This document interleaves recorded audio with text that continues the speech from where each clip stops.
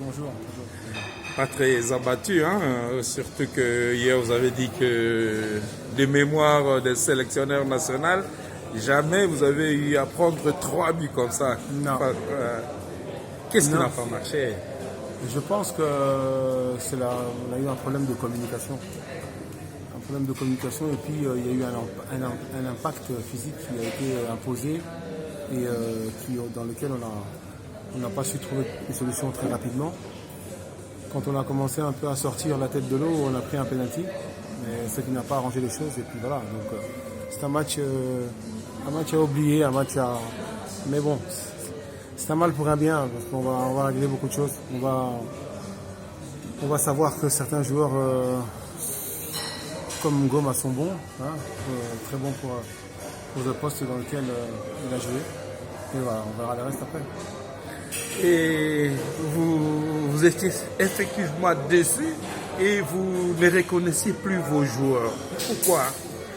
Non, c'est-à-dire que, bon, d'abord, ce sont nos joueurs, effectivement, mais ils n'ont pas eu l'habitude de jouer ensemble. Hein. Donc, il y a 5 joueurs qui n'ont jamais eu à jouer ensemble, plus certains changements. C'est un risque. On l'a pris, ça nous a coûté 3 buts. Voilà, c'est tout. Donc, c'est des choses qui arrivent. Voilà. C'est embêtant. C'est vraiment très embêtant pour moi d'abord personnellement et aussi pour l'intégration des autres. On aurait pu, disons, peut-être faire un petit match nul ou bien gagner un petit but, mais de toute façon on aurait quand même vu qu'il y avait quand même un souci au niveau de la communication. Vous sortez du débriefing, vous avez échangé avec les joueurs, on peut avoir l'essentiel de ce que vous vous êtes dit en toute intimité.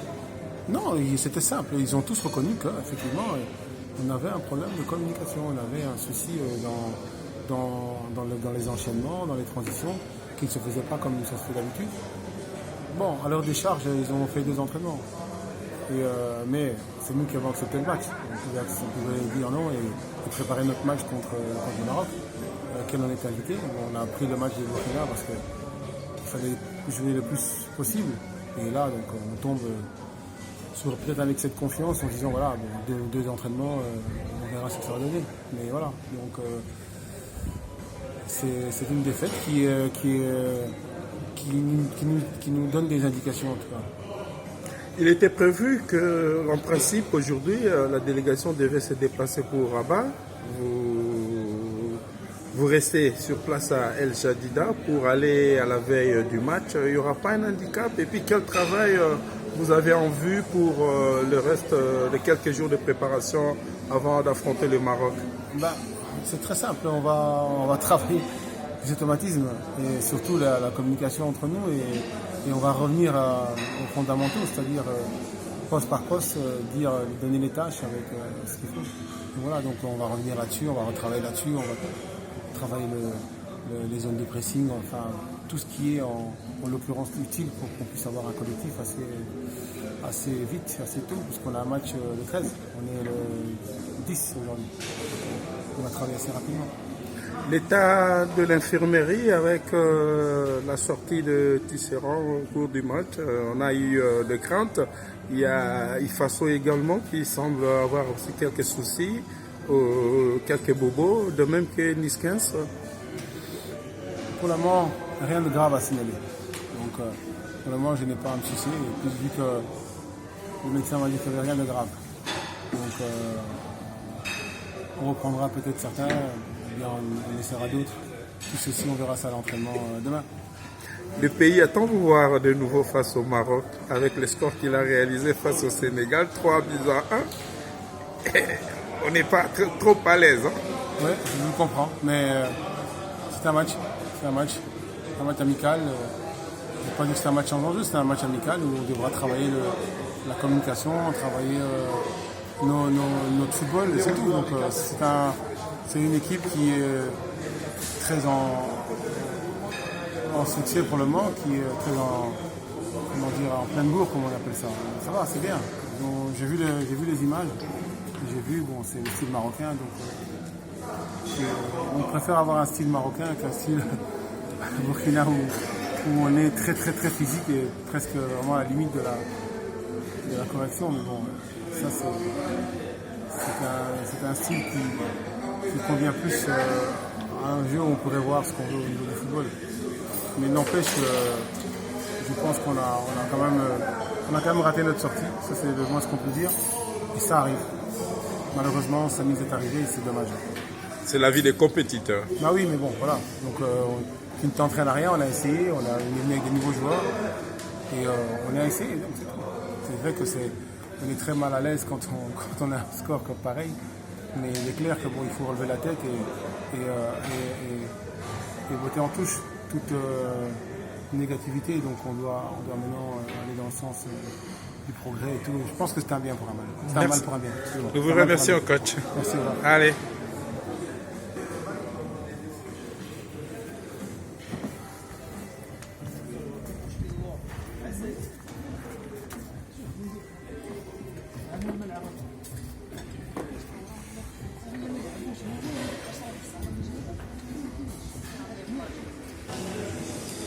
Salut docteur, on vous dérange pas?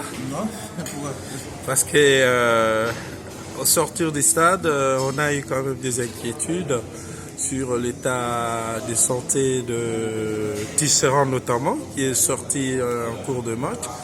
Et on a ouï dire qu'il y a encore quelques soucis aussi pour certains joueurs au niveau de l'infirmerie. Bon, pour Tisserand, c'est une entorse bénigne. Vous savez que nous, l'objectif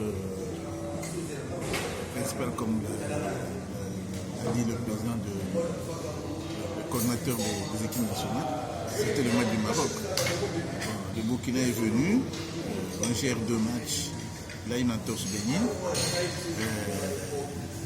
Il a préféré, c'est lui qui a des sensations, il a préféré commencer directement avec les choses, et sur le terrain nous avons commencé toute la nuit et on a continué. Apparemment, il sera prêt. Apparemment, il sera prêt pour le match contre le Maroc. C'est ça l'objectif. Et le co qui a eu des soucis au niveau de l'adducteur, on l'a pris en charge. On va voir demain s'il pourra s'entraîner. Mais ça, c'est un peu plus difficile à traiter. Ce sont des tissus qui n'ont pas beaucoup de sang, et donc la cicatrisation est un peu difficile. C'est les joueurs qui ont le plus de soucis pour moi. Pour le reste, ça va. Au niveau du programme, initialement, l'équipe devait se déplacer aujourd'hui pour Rabat, mais c'est la veille qu'elle va se déplacer finalement. Il n'y aura pas un désagrément. Pas de désagrément, j'ai expliqué rapidement avec eux. Même quand ils sont dans leur club, ils ont des voitures, c'est pour eux. Et ce n'est pas pour cette raison qu'ils perdent leur condition physique. Donc, se déplacer ici à 10h, arriver à Rabat à 12h. La veille du match? Non, ça ne fait rien. Mais il n'y a aucune dépense énergétique à ce moment. Et à 13h, 14h, ils vont manger et puis ils vont se reposer et le soir, ils vont le concert du terrain. Il n'y a aucune raison pour dire qu'il y aura un problème de récupération à cause de 2 heures.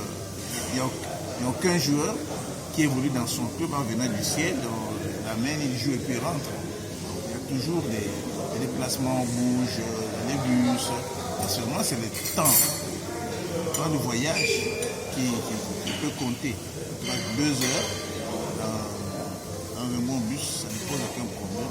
Pas la nuit, le matin, et l'après-midi, on a tout le temps de se préparer pour le match qui va se jouer le lendemain à 19h. On aura tout le temps de faire la récupération. Il y a, comme on dit chez les chrétiens, prier sans cesse. Vous, avec le régime de la pandémie du Covid, c'est désinfecter sans cesse, tester sans cesse. Et à quoi on devra encore s'attendre? Les 12, il y aura notre contrôle, notre test, dépistage. Et ce sera surtout pour le groupe qui va rentrer en Europe. Mais nous allons tous faire ça. Et ce sera valable et pour le match et pour le voyage. Parce que les tests ne sont valables que pour une durée de 72 heures. Alors, nous qui